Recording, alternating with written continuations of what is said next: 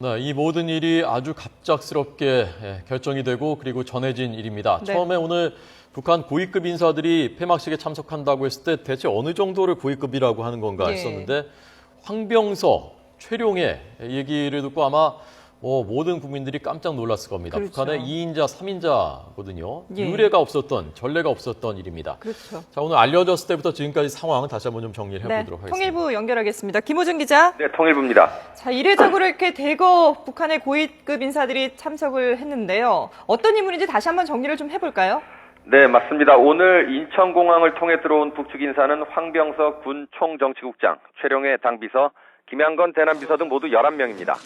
북측 인사들은 오늘 오전 9시 평양을 출발해 서해 직항로를 통해서 오전 10시쯤 인천공항에 도착했는데요.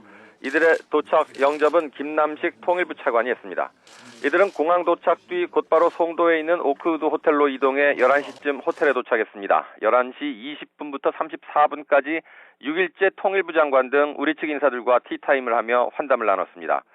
오후에는 인천시청 근처 식당인 영빈관에서 남북 대표단이 만나 오찬을 하며 회담을 개최할 예정입니다. 이후 인천에 있는 아시안게임 선수촌을 방문해 이번에 좋은 성적을 거둔 북측 선수단을 격려한 뒤 저녁 7시에는 폐회식에 참석할 예정입니다.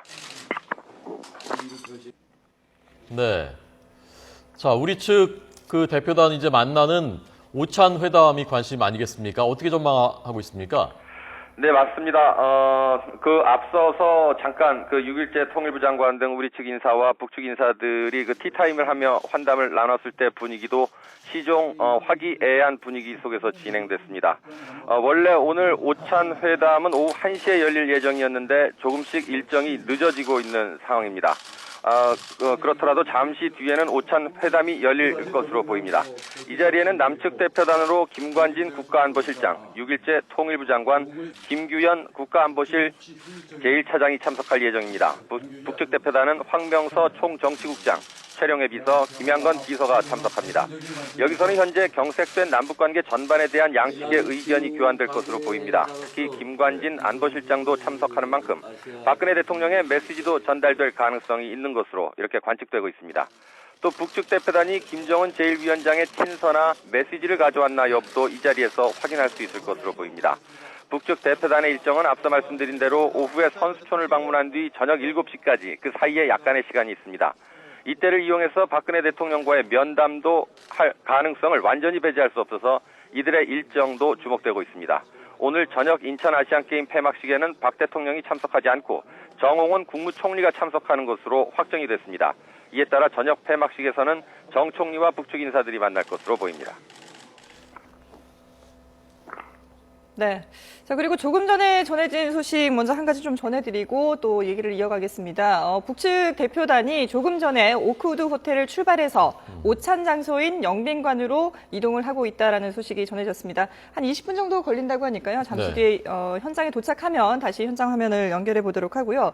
김호준 기자. 네네. 자, 북측 대표단이 11명이 왔는데 그중에서도 가장 눈길을 끄는 것이 황병서 군 정치국장 그리고 최룡해 당비서, 김양건 대남비서를 꼽을 수 있을 것 같은데요. 이 3명의 인물에 대해서 좀 소개를 해주실까요? 네, 말씀하신 그 3인방은 북한에서 최고 실세로 꼽히는 인물입니다. 황병서는 지난 5월 총정치국장에 오른 데 이어 지난달 25일 최고인민회의에서 북한 최고 국가기구인 국방위원회 부위원장직까지 오르며 그야말로 실세임을 과시했습니다. 최룡해 당비서는 그동안 요직을 모두 거쳤지만 지난 5월 황병서에게 군 총정치국장을 내준 데 이어서 지난달 최고인민회의에서 국방위 부위원장직에서도 물러났습니다.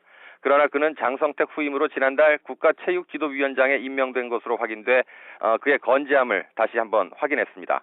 올해 72살인 김양건 비서는 당 정치국 후보위원, 당 중앙위원, 조선아시아 태평양 평화위원회 위원장을 겸하며 오랫동안 북한의 대남 정책을 총괄해온 대남통입니다.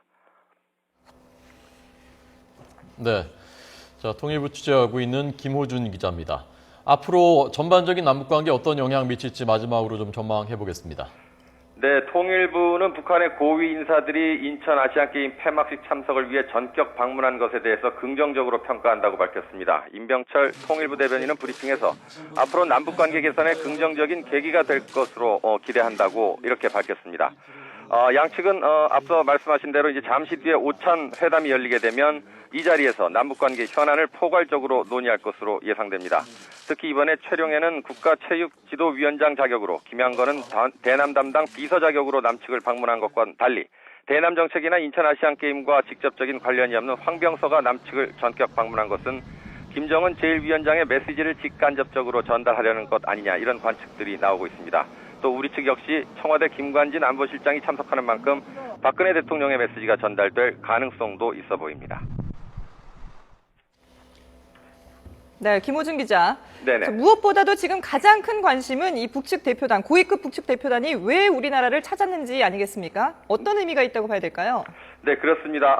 대략 한 3-4가지를 예상해 볼 수 있는데요. 먼저 최근 들어 김정은 제1위원장의 건강 이상설, 심지어 북한 내 정변설까지 나돌고 있는 상황에서 북한의 최고 실세 3명이 동시에 남측을 방문하는 등 움직이는 모습을 보여주는 것을 통해서 북한이 안정돼 있다는 것을 과시하는 그런 성격이 있어 보입니다. 또 지난 8월 남측이 먼저 제안한 고위급 접촉이 자신들이 원하는 시기와 방식이 아니었을 수도 있어서 이번 기회를 통해 향후 열릴 가능성이 있는 회담의 주도권을 쥐기 위한 것으로도 해석해 볼 수 있습니다.